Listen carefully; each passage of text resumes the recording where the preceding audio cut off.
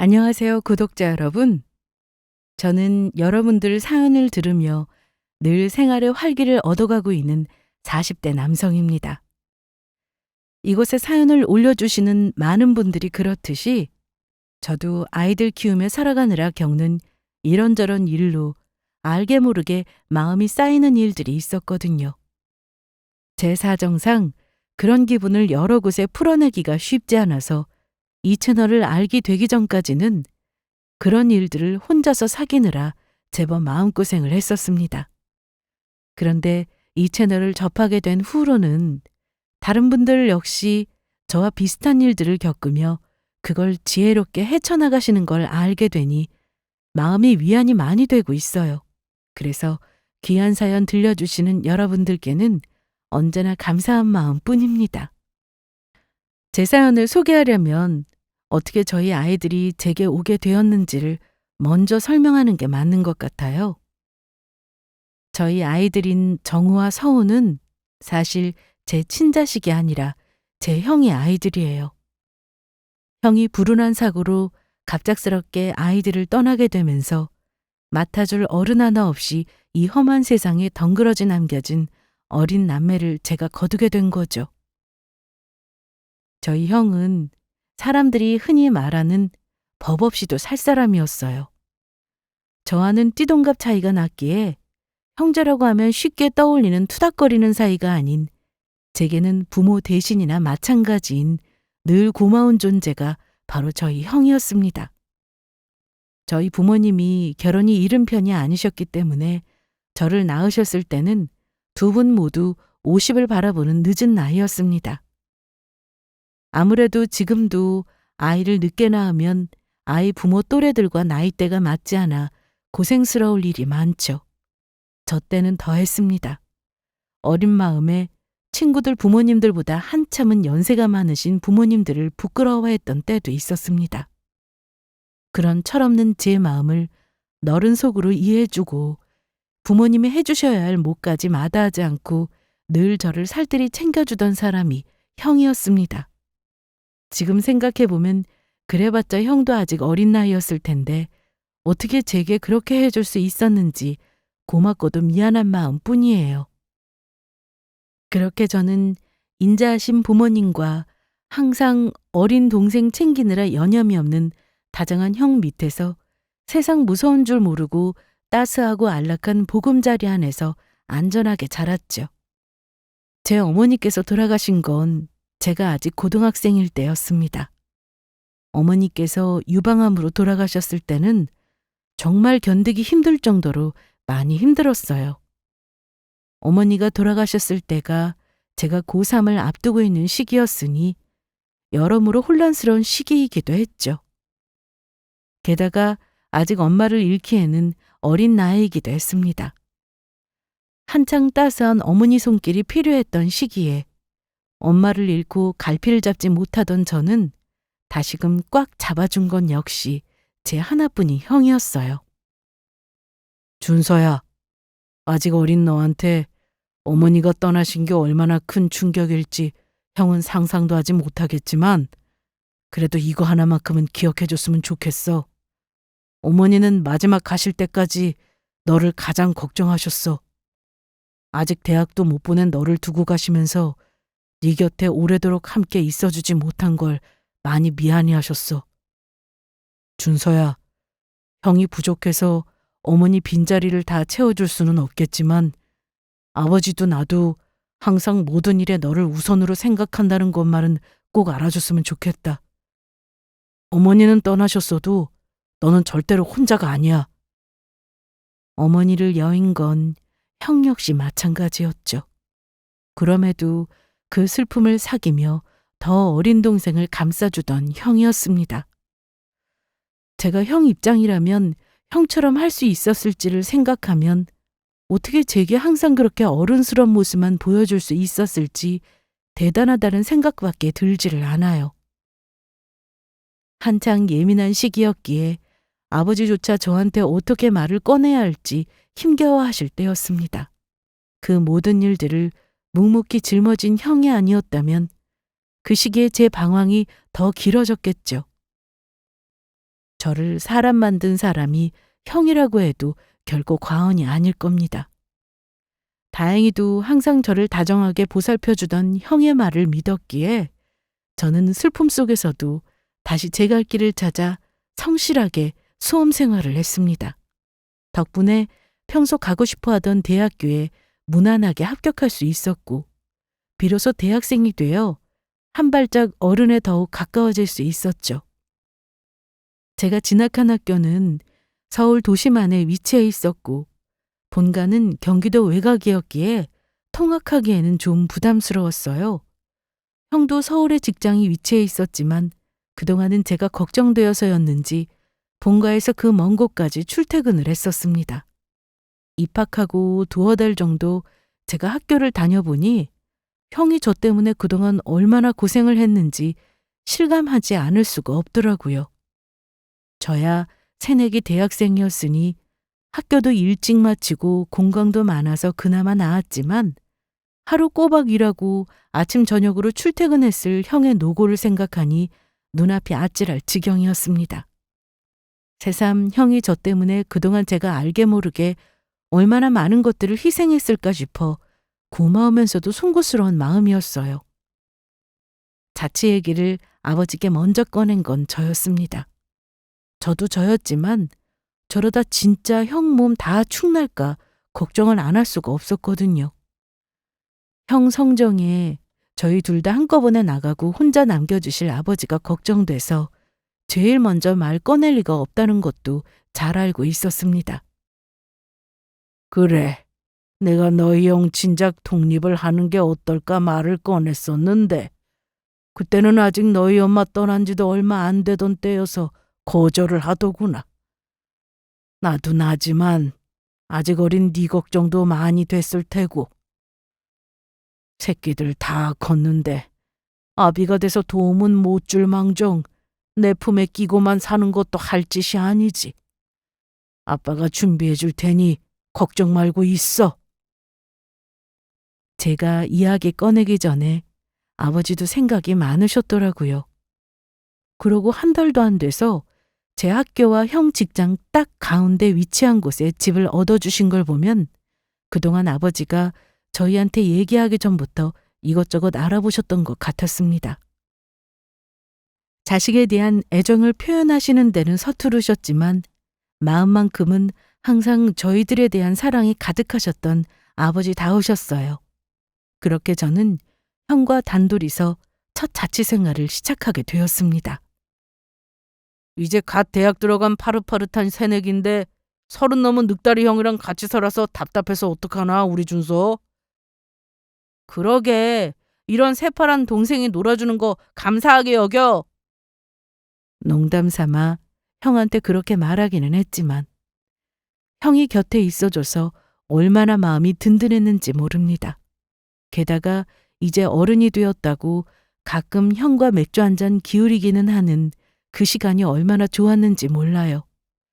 항상 형 앞에서 어리광만 피우는 동생이었지만 이제는 성인이 되었으니 저 또한 형에게 의지가 될 수 있는 듬직한 동생이 되고 싶었습니다. 그런 제 마음과는 다르게 형한테야 제가 이제 갓 성인이 된 여전히 어리게만 보이는 동생이었겠지만요.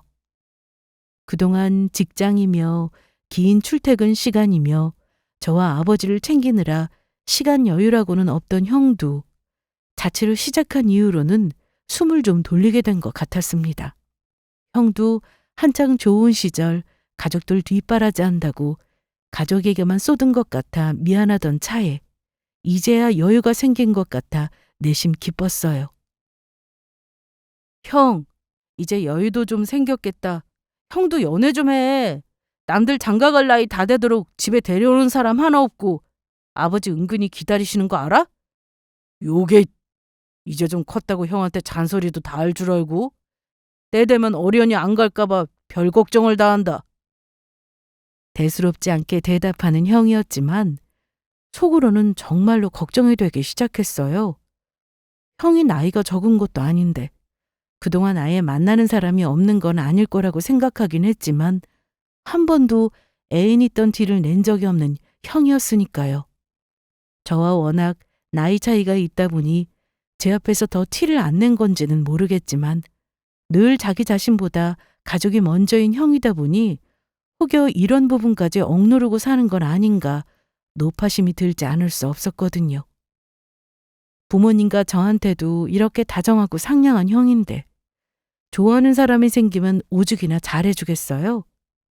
저희 형이어서가 아니라 객관적으로 봐도 저희 형 참 괜찮은 남자였거든요. 그리고 얼른 형을 통해 조카들을 보고 싶다는 개인적인 욕심도 있었습니다. 제 기억이 시작된 이래 항상 제 옆을 지켜주며 아낌없는 애정을 쏟아준 형이었습니다.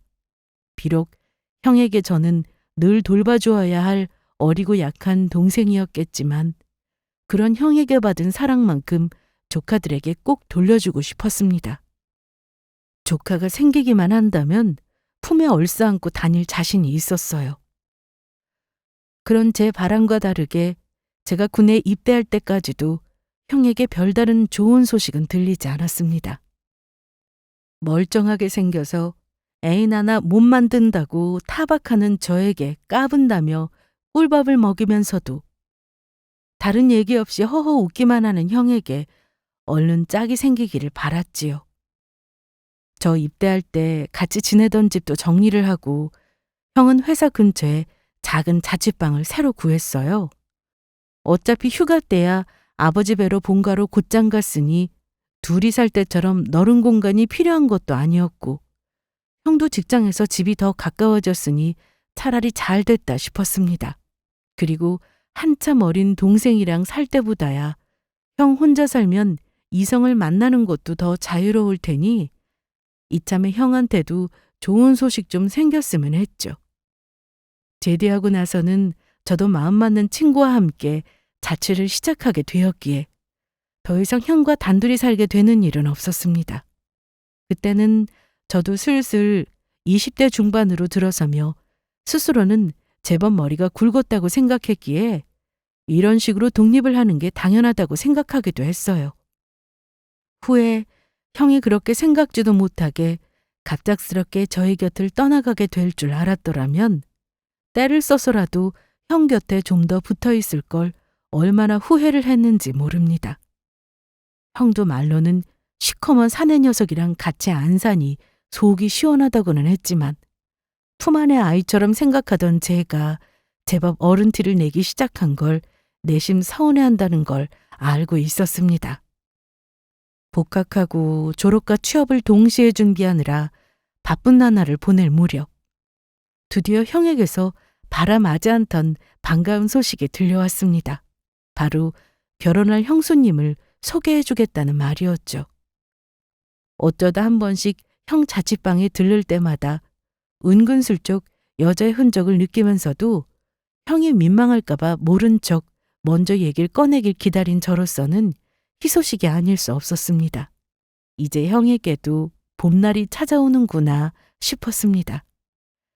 그때 형 나이가 벌써 30대 중반을 넘기고 있었습니다. 형 친구들이나 회사 동기들은 거의 다 이미 결혼을 하고 아이까지 봤기 때문에 결코 빠른 편이 아니었습니다. 도대체 언제 장가가나 싶었던 우리 형님 구제해 주신 고마운 분이 대체 누구야? 어떤 분이신지 말 좀 해봐, 형. 직접 만나봐, 직접. 좋은 사람이니까 너무 긴장하지 않게 잘 좀 해주라. 멋쩍게 웃으면서도 벌써부터 형수님 걱정을 하는 형을 보니 좋은 분 만나 다복한 가정 이루고 살 형 생각에 흐뭇해졌습니다. 형이 이렇게 좋은 사람인데 아무려면 본인 닮은 좋은 사람 골라 잘 만났겠지.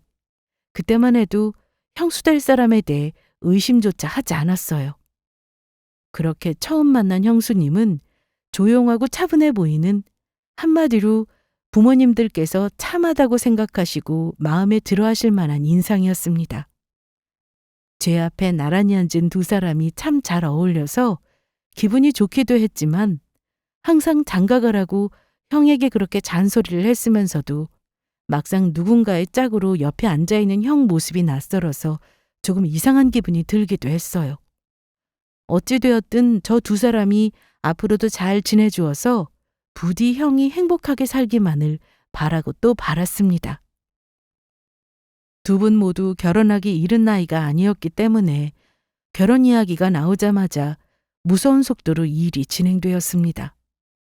처음 형수님 소개받고 결혼식까지 채 3개월이 걸리지 않았으니 결혼을 서두르긴 한 편이었죠. 결혼식을 할 무렵에야 이미 형수 뱃속에 제 첫 조카인 정우가 있다는 소식을 듣고는 그야말로 뛸 듯이 기뻐했습니다. 바라마지 않던 조카가 이미 찾아와 주었다니 벌써부터 첫 조카 품에 안을 생각에 기대 만만인 저를 보는 형이 멋쩍어 하면서도 기분 좋은 미소를 지었습니다. 얌전한 고양이 부뚜막에 먼저 올라간다더니 곳에 이런 사고를 쳐? 내가 살다 형이 이럴 줄은 진짜 생각도 못했다. 그래서 형수님 몸은 괜찮으시대? 아들인지 딸인지 아직 몰라? 형, 필요한 거 뭐 있어? 아이고 입맛 숨 넘어가겠다. 아직 초기라 성별은 몰라. 그러게 너한테 이런 민망한 소리를 다 할 날이 오고 나도 하면서도 믿기지가 않네. 형, 아까 내 말은 그냥 농담인 거 알지? 나도 그렇고 특히 아버지가 정말 좋아하시겠다. 다른 친구분들 손자 얘기하실 때마다 아버지가 얼마나 부러워하셨는데 괜히 형 부담될까 봐 형 앞에서는 안 그런 척 하셨어도 아마 이 소식 들으시면 아버지 우실지도 몰라. 형, 정말 축하해. 우리 형이 아빠가 다 되네. 형의 결혼 소식에 연달아 조카 소식까지 이제 형이 가정을 꾸려 알콩달콩 잘 살리만 남아있다는 생각에 정말 진심으로 기뻐했습니다. 가족들 부양한다고 그동안 갖은 애를 다 썼으니 이제 형이 본인 가정만 생각하면서 기쁘게 살아주길 바랐지요. 결혼 후에 형 신혼집에 부지런히 형수님과 태어날 조카 선물들을 사다 날랐어요. 이제 막 취업해서 받은 월급을 전부 거기 갖다 바쳤다고 해도 과언이 아니었죠. 하지만 정말이지 아까운 줄 몰랐습니다. 아마 돈이 더 있다면 그건 역시 아까워하지 않고 죄다 조카에게 썼을 거예요. 너 돈이 어디 있다고 자꾸 이런 걸 사와? 이제 막 취업해서 돈 들어갈 때가 한두 군데가 아닐 텐데. 내 돈 내가 좋아서 쓰겠다는데 뭘. 형한테는 한 푼도 안 주고 다 우리 조카 줄 테니까 눈독이나 들이지 마셔. 마냥 어리게만 봤던 동생이 취직해서 돈 버는 것조차 안쓰럽게 보던 형이었으니 제가 버는 족족 자기 아이에게 쓰는 걸 보고 아까워서 발을 동동 구르는 형이었습니다. 결혼하고도 여전히 가족들 걱정하는 마음엔 변함이 없는 형을 보니 내심 기분이 좋았습니다. 그런 만큼 조카가 태어나면 형이 나한테 한 것처럼 잘해주리라 다짐했죠. 아이를 가져서 그런지 형수님은 좀 예민해 보였습니다. 아무래도 결혼하고 처음 알게 된 시댁 식구들이니 편치만은 않으실 거라는 생각에 미리 형에게 양해를 구할 때가 아니고는 웬만하면 형네 집 방문은 자제했습니다. 밖에서 형만 따로 만나서 선물을 전해주는 일도 잦아졌지요. 우리 조카 잘 크고 있나 궁금한 마음이었으나 산모 안정이 가장 중요한 게 당연한 일이라고 생각했습니다. 다만 아버지 입장에서는 이렇게 시댁 식구들 배척하는 것이 좀 서운하실 수 있겠다는 생각은 들었어요. 그렇게 태어난 우리 조카 정우는 정말이지 눈에 넣어도 아프지 않을 사랑스러운 아이였습니다. 생긴 것도 꼭 우리 형을 빼닮아서는 잠투정도 잘 안 하고 방긋방긋 잘 웃는다는 걸 보니 성격 무던한 저희 형을 닮은 게 틀림없었습니다. 사람이 이렇게 한순간에 사랑에 빠질 수도 있다는 걸 저는 저희 정우 보고 처음 알았습니다. 아이의 맑은 눈동자를 바라보며 무슨 일이 생기더라도 삼촌이 너를 지켜주마 굳게 마음을 먹었습니다. 출산하고 난 이후로도 저희 본가 식구들과는 거리를 두려는 형수님 태도 때문에 조심스러웠어요. 하기는 저라도 홀 시아버지 혼자 계신 곳에 그리 자주 가고 싶다는 생각이 들지 않을 거라고 형수님을 머리로는 이해했지만 그렇다고 서운한 마음이 아주 없는 건 아니었습니다. 하지만 제가 사랑하는 형의 배우자셨고 눈에 넣어도 아프지 않을 우리 정우 어머니였습니다. 가급적이면 형수님과는 감정적으로 충돌할 일을 만들고 싶지 않았기에 주말마다 형이 정우 데리고 제 자취방이나 본가로 와줄 때마다 정말 최선을 다해 정우와 놀아주었습니다. 다행히도 이런 제 노력이 헛되지는 않았는지 하나뿐인 삼촌을 좋아해주는 정우 덕에 주말이 얼마나 기다려졌는지 몰라요.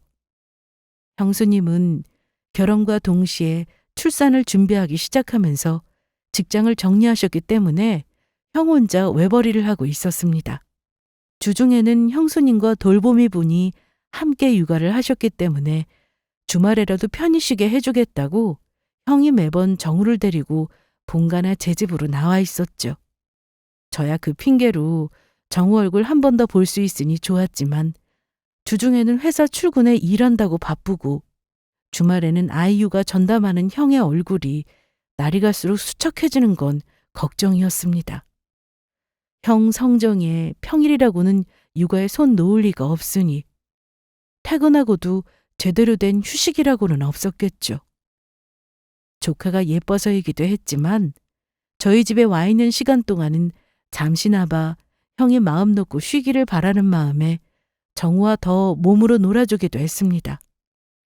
결혼 전에 체력은 자부했던 형도 육아란 결코 쉬운 일이 아닌지 저도 주말에나 쉬는데 매번 아이 데려와 미안하다며 자기가 아이를 보겠다고 고집을 부리다가도 꾸벅 낮잠에 빠진 형이 안쓰러웠어요. 그렇게나마 형을 도울 수 있다는 게 다행스럽다고 여겼습니다. 조카 딸인 서우가 태어나고도 이런 패턴은 여전했습니다. 정우와 서우가 연년생이어서 육아 난이도는 더욱 올라갔겠죠. 형의 까칠한 얼굴도 좀처럼 나아질 기미가 안 보였습니다. 그럼에도 양쪽 품에 정우와 서우를 껴안은 형 얼굴이 행복으로 가득해서 바라보는 저까지 행복한 마음이 들었습니다. 워낙 타고나길 사랑이 많은 형이니 조카들에게 좋은 아버지가 되어준 건 의심의 여지가 없었습니다. 아빠 껌딱진 사랑스러운 조카들과 함께하는 시간은 늘 즐거웠어요. 큰 조카인 정우가 5살쯤 될 무렵이었을까.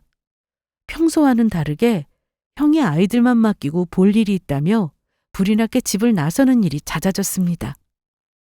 평일에는 아이들과 넉넉하게 시간을 보낼 수 없으니 주말만큼은 아이들과 떨어지지 않으려고 노력하는 형이었기에 대체 무슨 일이 있길래 형이 가장 중요하게 생각하는 아이들까지 두고 저리 바삐 다니나 걱정스러웠어요. 그저 큰일이 아니기만을 바랬지요. 형, 혹시 무슨 일 있어? 일은 무슨, 그동안 육아한다고 바빠서 네 형수한테는 신경을 많이 못 썼거든. 이제 아이들 어느 정도 컸으니까 그 사람하고도 좀 시간을 보내는 게 좋을 것 같아서. 하긴 주중에는 출근한다고 바쁘고 주말에는 형이 늘 아이들을 데리고 나왔으니 부부가 함께 보낼 시간이 부족했겠다 싶기는 했어요. 정우, 서우 그만큼 크는 동안에도 본가에 어머니 제사 같은 큰일이 있지 않은 이상은 형수님 볼 일이 그리 많지 않았습니다.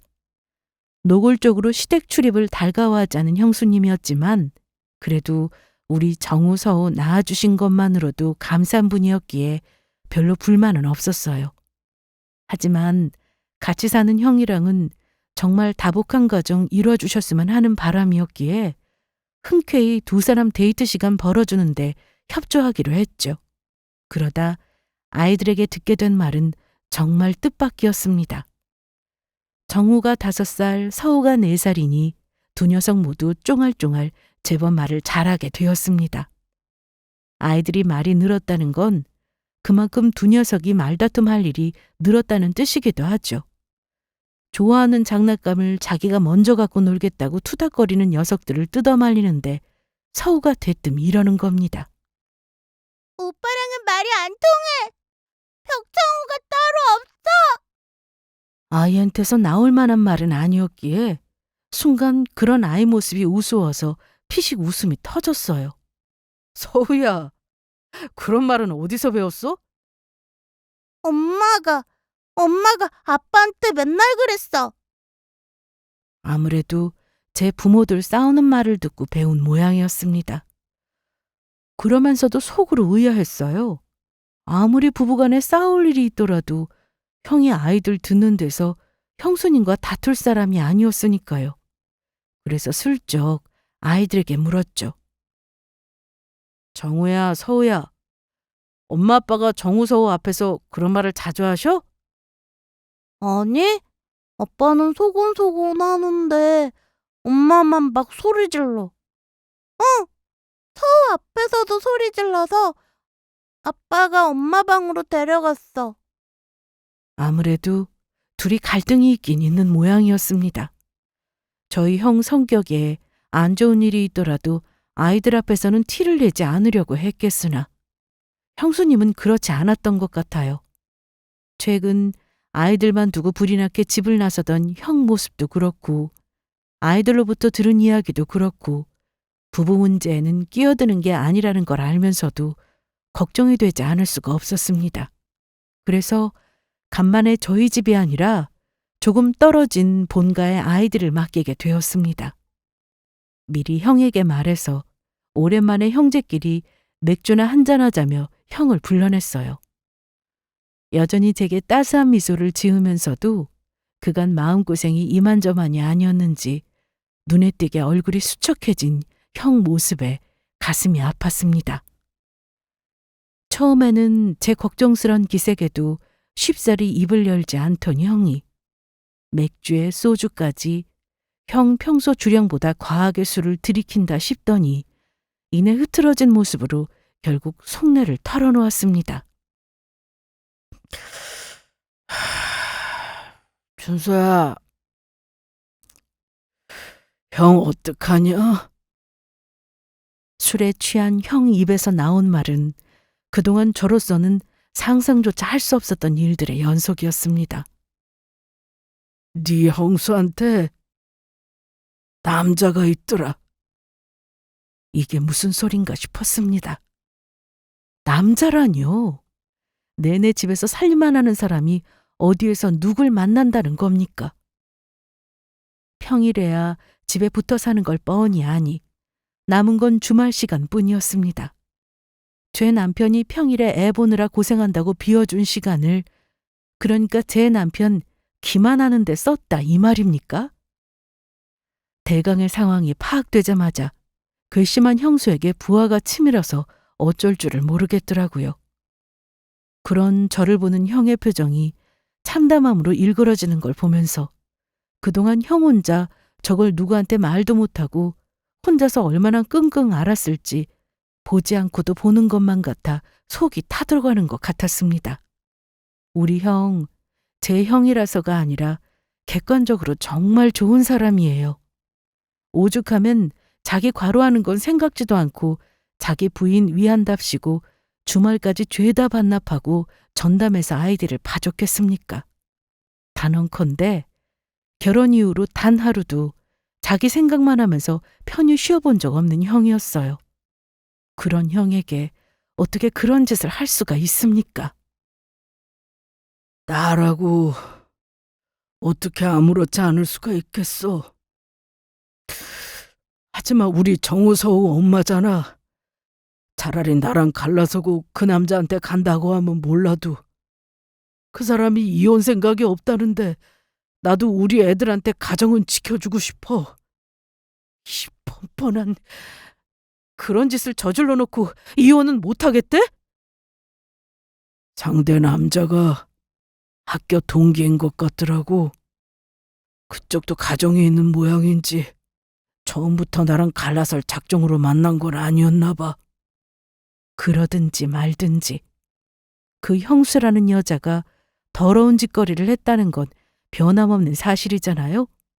형 속이 얼마나 부글부글 끓었겠습니까? 오로지 아이들을 위해서 그 소모를 다 삼키고 그 여자와 가정을 지키려고 그간 혼자 얼마나 애를 썼을지 형이 애처로워서 눈물이 날 지경이었습니다. 오죽했으면 제 걱정 안 시키려고 그리 안달인 사람이 이 어린 동생한테 이런 참담한 사실을 털어놓았을지 형 속이 너덜너덜해졌을 게 빤했어요. 형, 노력을 형만 한다고 되는 것도 아니고 상대가 그렇게 나오는데 꼭 이혼하지 않는 것만이 답은 아닌 것 같아. 아니야. 그 사람이 이제 다시는 안 만난다고 단단히 다짐을 받아뒀어. 설마 제 자식 놔두고 또 그러겠어?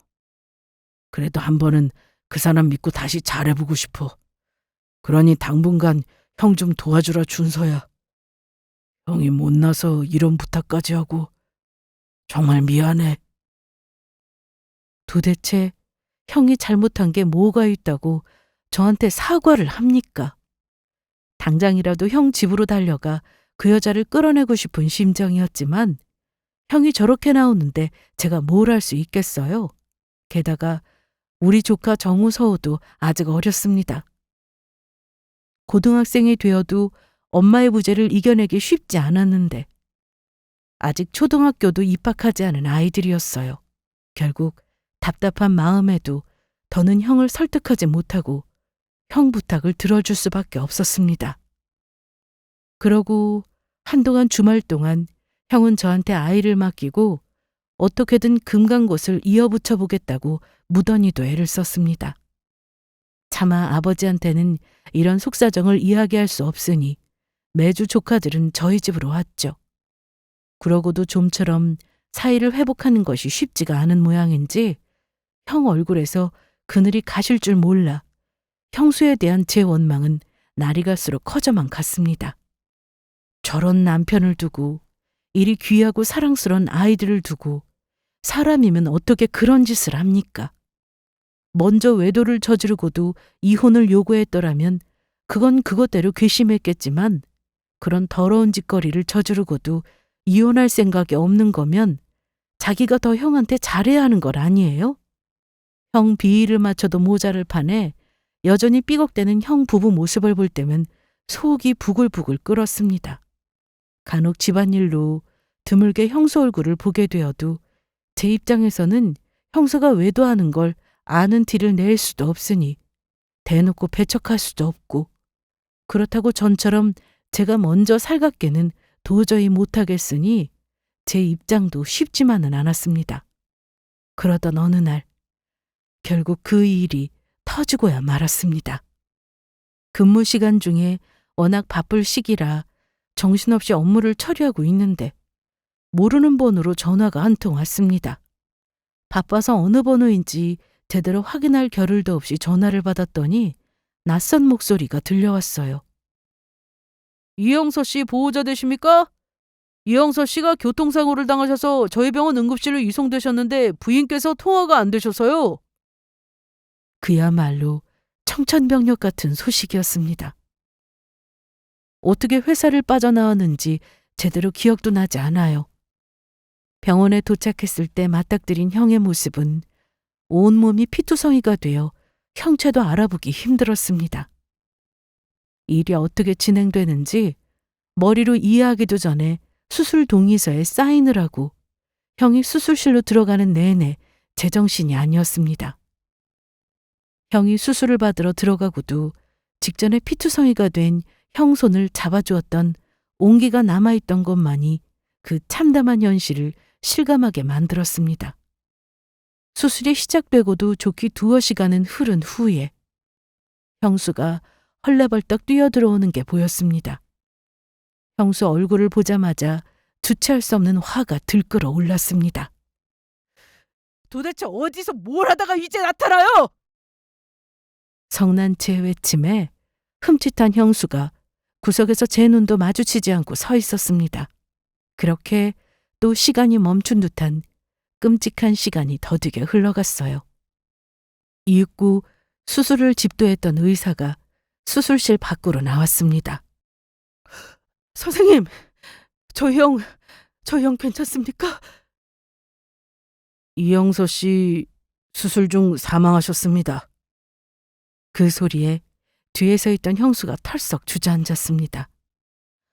이렇게 형을 보낼 수는 없었어요.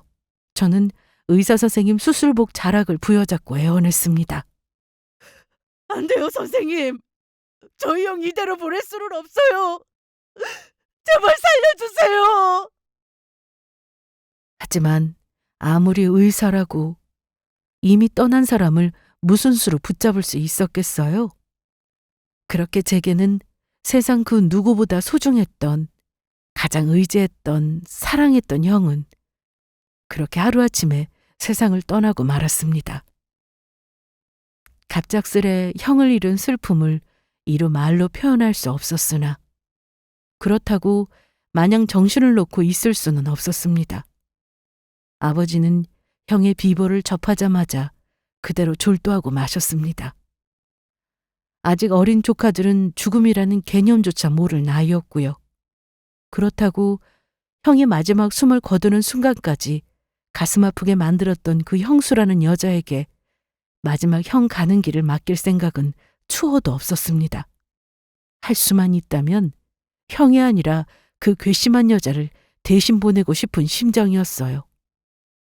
그래도 눈치는 있는 모양인지 장래 내내 제 심기를 거스르지 않으려고 최대한 눈에 띄지 않으려 드는 것 같았습니다. 3일장을 치르고 장지까지 형을 모셨습니다. 제게, 아버지께, 아이들에게 한없이 따스한 존재였던 소중한 형이 한 줌 흙으로 돌아갔다는 게 마음이 미어지게 아팠습니다. 그러고 본가로 돌아갔더니 형수가 보이질 않았습니다. 정우야, 엄마는 어디 계셔? 몰라. 엄마 계속 없었어. 시무룩한 아이 목소리에 갑자기 덜컥 심장이 내려앉는 것 같더라고요. 아무리 아이라고는 하지만 눈치가 빤한 아이라. 제 아빠가 엄마 때문에 힘들어하고 있는 걸 아는 눈치였어요. 언제부터인가 제 엄마 이야기가 나오려고 치면 입을 꾹 다무는 아이였습니다. 저는 서둘러 형수를 찾아보았지만 본가 근처에도 형의 집에도 형수의 모습은 보이지 않았습니다. 급히 짐을 꾸린 모양인지 휑하게 비어있는 옷장을 본 제가 허탈해서 그 자리에 주저앉았습니다. 네, 이 짐승만도 못한 여자가 형 장례가 끝나자마자 제 자식들도 내다버리고 저 혼자 튄 겁니다. 이게 진짜 사람 새끼입니까? 당장에 잡아다가 사지를 찍고 싶은 심정이었으나 몇 해 전 홀어머니도 돌아가시고 친정이랄 것도 없는 사람이었어요. 설마 그 바람났다는 놈한테 간 건가 싶었으나 형에게 그놈이 누구인지는 듣지 못했기에 찾아갈 수도 없었죠.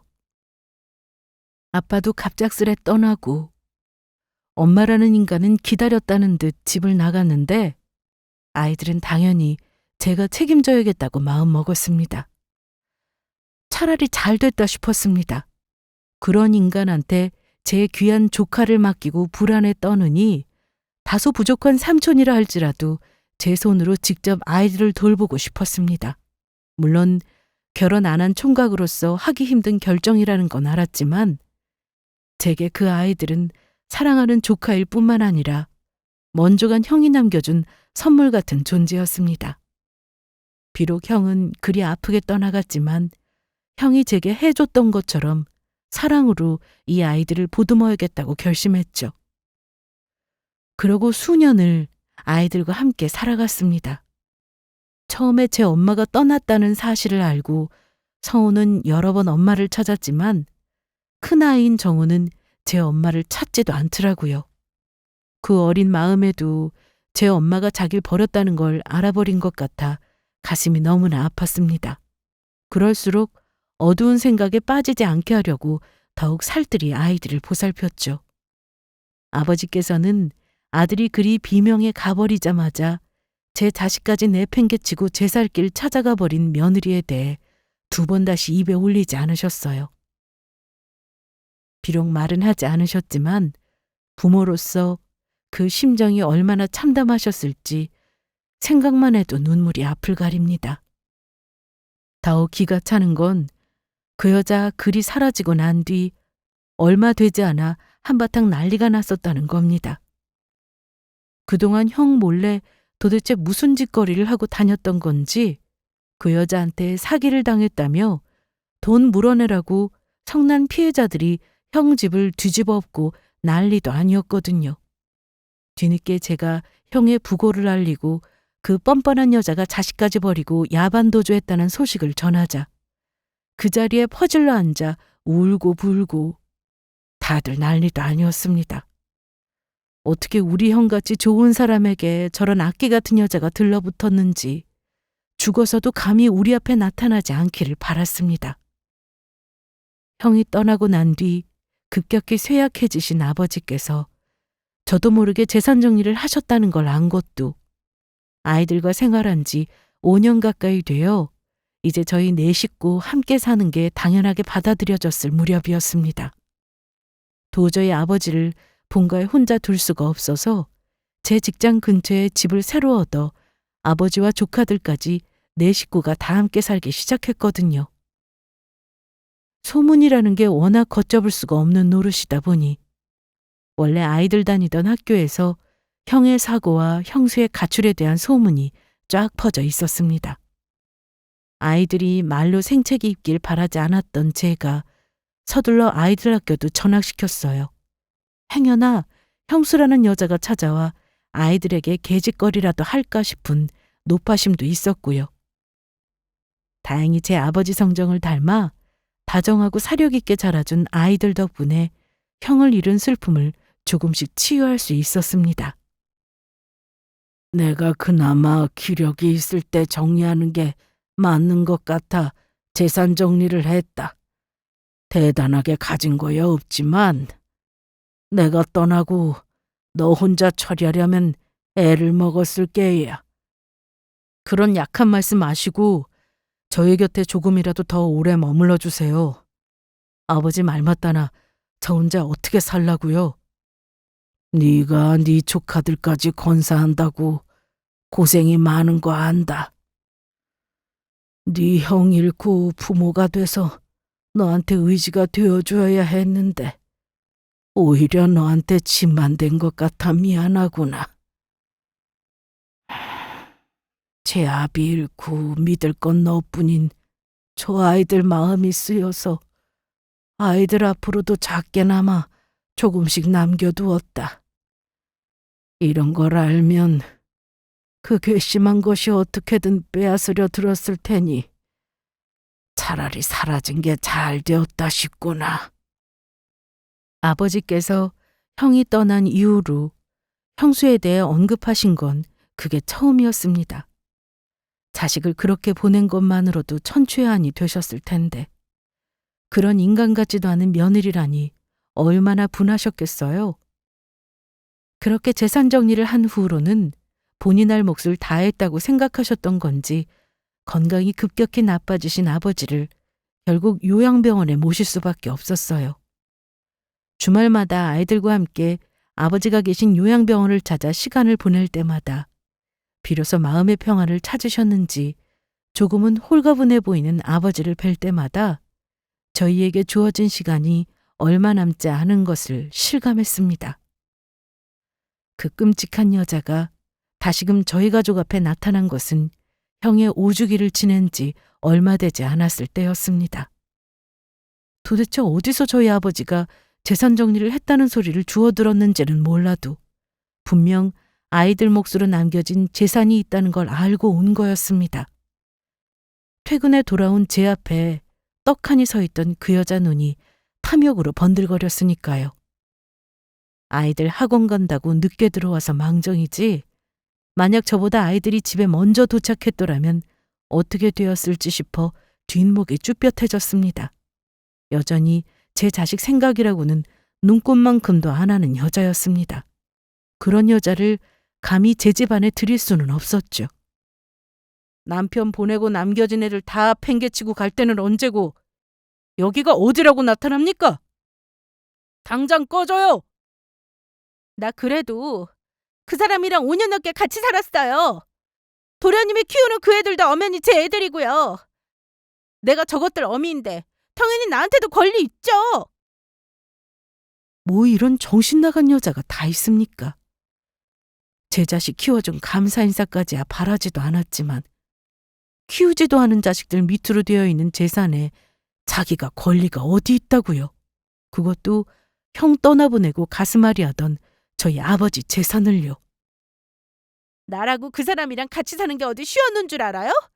도련님이야 본인 형님이여 무슨 성인군자라도 된 줄 알지만 그런 사람이랑 같이 사는 게 얼마나 답답했는지 알아요? 나도 할 만큼 했어! 그렇게 못 살겠으면 이혼하고 나가면 될 일이지. 더럽게 불륜이나 한 주제에 어디서 주둥이를 놀려? 자식도 버린 여자가 뻔뻔한 것도 정도 것이지. 네가 우리 애들 크는데 한 게 뭐가 있다고 감히 내 아버지 재산에 눈독을 들여? 그러니까 그거 나한테 넘기고 치우면 될 일 아니야. 그쪽도 내 얼굴 보고 있기 싫을 거 아니야. 그것만 넘겨주면 나도 여기 볼 일 없어. 너 여기 계속 나타나서 애들 만나면 좋을 거 없는 거 아니에요? 미친 인간도 저런 미친 인간이 다 있을까요? 괘씸함에 치를 떨던 저는 집 안으로 뛰어들어가 서류를 하나 집어들고 나왔습니다. 그리고 그 뻔뻔한 낯짝에다 철썩 집어던졌죠. 그래, 너 잘 만났다. 내가 내형 기만한 것도 모자라 자식까지 버리고 간 뻔뻔한 니년. 어디 잘 먹고 잘 사나 낯짝 한번 보고 싶었는데 이렇게 제 발로 기어들어오다니 아주 감사할 지경이구나. 갑자기 기고만장해진 제 태도에 어안이 벙벙해진 그 여자가 더듬더듬 서류를 주워들더니 그 내용을 확인하고는 낯빛이 시퍼렇게 질렸습니다. 그럴만도 하죠. 거기에 적힌 건 웬 사람들의 이름이 적힌 목록이었어요. 바로 형의 장례식 직후 저 여자를 찾아왔었던 사기 피해자들의 목록과 피해 금액이 적힌 서류였습니다. 그때 혹시나 하는 마음에 그 사람들을 그냥 돌려보내지 않고 피해 사실을 낱낱이 기록해 두었거든요. 저도 그렇지만 그 사람들 역시 저 금수만도 못한 여자에 대한 복수심에 활활 불타오르고 있었습니다. 어찌되었든 궁극적인 목적이 같다 보니 서로 손을 잡게 된 거죠. 그걸 이렇게 쓰게 될 줄은 몰랐지만 말입니다. 더러운 년이 어디 우리 가족들한테만 그런 뻔뻔한 짓거리를 했겠어? 너 같은 인간들이야 숨 쉬는 것 자체가 공해이고 남한테 패 끼치는 것들이니 어지간히도 죄짓고 돌아다녔겠지. 그 사람들이 너 잡으면 찢어 죽이겠다고 그렇게 벼르고들 있었는데 네 발로 여기까지 나타나주고 내가 오늘 아주 발 뻗고 자겠구나. 그때 제 소식을 듣고 불이 나게 달려온 피해자들이 골목끝 쪽에 모습을 나타냈습니다. 서둘러 몸을 피하려는 그 여자 어깨를 우악스럽게 비틀어 쥐었죠. 고통과 당혹스러움으로 어쩔 줄 몰라는 그 여자 얼굴을 보니 벌써부터 통쾌해졌어요. 내가 미쳤다고 니년을 놔줘? 내가 오늘 니년 봉변당하는 꼴을 내 눈으로 확인해야 속이 시원하겠어. 도련님, 제가 잘못했어요. 제발 저 좀 살려주세요. 감히 형을 기만하고 불륜을 저질렀을 때도, 형이 그렇게 갑작스레 떠나갔을 때도, 제 자식들을 버리고 갔을 때도, 심지어는 제 자식들을 이날 이때까지 키워준 제 앞에서 방금까지도 미안하다는 말 한마디 안 하던 뻔뻔한 여자가 제게 무릎까지 꿇고 똥파리처럼 두 손을 싹싹 비비며 빌었습니다. 제 천벌받을 행각에 대한 참회는 하지 않은 인간이 제 한 몸 안위가 걸리자 그리도 쉽게 바닥을 기는 모습이 혐오스러워서 침이라도 뱉어주고 싶었죠. 하지만 이 다음 몫은 피해자들에게 남겨두기로 했어요. 너희 년 잘 만났다. 그렇게 살살거리며 둘도 없는 친구인 척하더니 니년이 감히 내 돈을 두고 날라? 그게 어떤 돈인데? 제 자식까지 버린 년이 오죽하겠어? 너희 년 오늘 내 손에 죽어 봐라. 이거 나요. 다들 이거 안 나? 5년 세월을 묵히는 동안 전혀 분노가 가라앉지 않은 피해자들이 그 여자 전신을 때리고 머리채를 끄집어 당기고 온갖 저주를 퍼부는 동안 어떻게든 빠져나와 보겠다고 버둥거리는 그 여자 꼴이 아주 볼만했습니다. 처음에는 저도 악을 쓰며 대거리를 하다가 옷이 찢길 정도로 전신을 두들겨 맞더니 더는 못 견디겠는지 악을 쓰던 소리가 울음소리로 바뀌어 갔습니다. 제발 그만해! 이러다 나 죽어! 도련님! 도련님 저 좀 살려주세요! 그래도 내가 우리 애들 엄마잖아요! 제발 저 좀 살려주세요! 그 애들 없이 지금껏 잘 처먹고 잘 살다 이제 와서 애들 타령은 우리 애들한테도 너 같은 건 없는 편이 훨씬 나아. 더러운 짓거리는 다 하고 다니더니 꼴 좋다! 정말 속이 다 시원했습니다. 저대로 맞아 죽어도 나쁠 것 없다고 생각했지만 동네가 떠들썩하게 난리가 나는 바람에 출동한 경찰에게 그 여자와 피해자들까지 무더기로 끌려가면서 사태는 일단락되었습니다. 동네가 좀 시끄러워지기는 했으나 그래도 애들 오기 전에 이 추태가 마무리되어 다행이었어요. 진작 그 여자의 사기 행위는 입증되었으나 소재를 파악할 수 없어 미뤄져 왔던 처벌 역시 제대로 이루어지게 되었습니다. 초범이기는 했으나 피해자 수도 많았고 그 금액도 적지 않았던 데다가 무엇보다 도피 생활을 하지 않았습니까? 재판에서 그에 대한 괘씸죄까지 적용되어 그 여자는 결국 실형을 살게 되었어요. 그나마 남들 등쳐먹으며 모아뒀던 얼마 안 되는 돈 몇 푼도 피해자들이 건 민사소송이 한둘이 아니라 탈탈 털려 거짓골이 된 것도 모자라 그날 거의 죽기 직전까지 얻어맞아 얼굴에 지워지지 않을 상처까지 군데군데 앉은 꼴이 초라하기 짝이 없는 결말이었습니다. 그러는 동안 감히 아이들을 입에 올리며 본인을 구제해달라는 개소리를 하는 그 여자에게 이리 말했어요. 감히 내 아들 앞에 나설 생각 마라. 출소하고라도 한 번만 더 우리 앞에 찾아오면 찾아오는 족족 피해자들 앞에다 던져둘 테니까. 너 아직 못 갚은 돈 한두 푼 아닌 거 모를 줄 알아? 어디 한번 저번처럼 복날 개처럼 처먹고 싶으면 다시 나타나 보든가. 수치심에 부들부들 떨면서도 감히 저한테 대꾸할 생각도 못하고 비굴하게 굴던 것이 제가 마지막으로 본 그 여자 모습입니다. 딱 자기 성품에 어울리는 결말이었죠. 그렇게 그 여자 없이 저희는 저희끼리 오순도순 잘 살고 있어요. 저희는 서로만으로도 이미 충분히 행복합니다. 남들과는 조금 다른 저희 가족 사연은 여기까지예요. 들어주신 여러분 모두 감사합니다.